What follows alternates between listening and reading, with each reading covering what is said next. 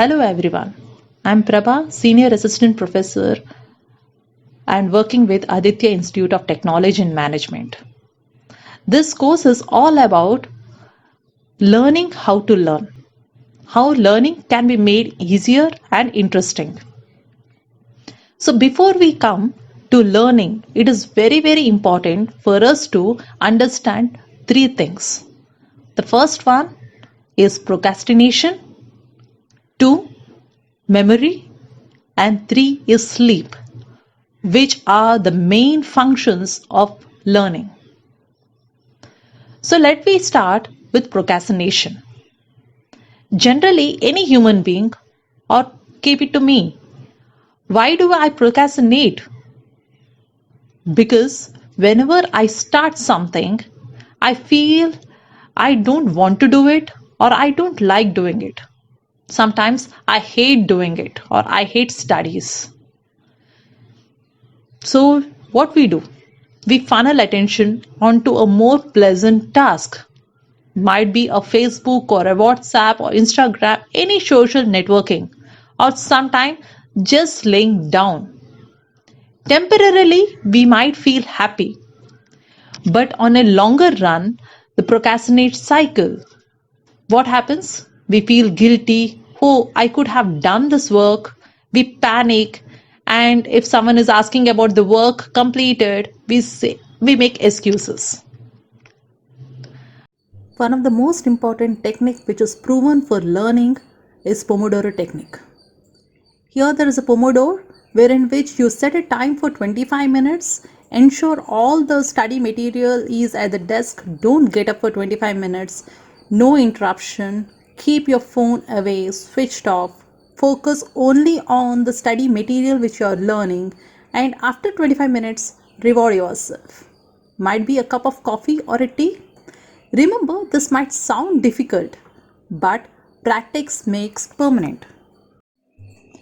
Remember that a strong will is important to avoid procrastination.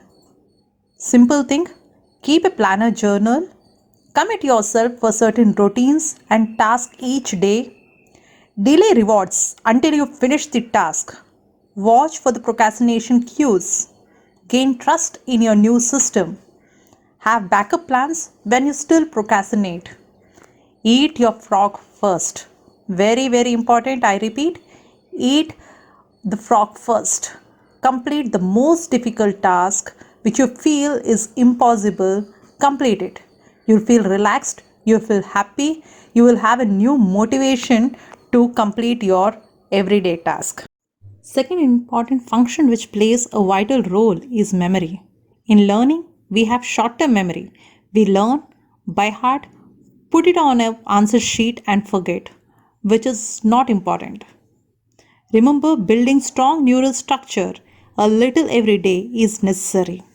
Recall, rehearse every day. You can build a long-term memory, which you will never forget. Learning something difficult takes time.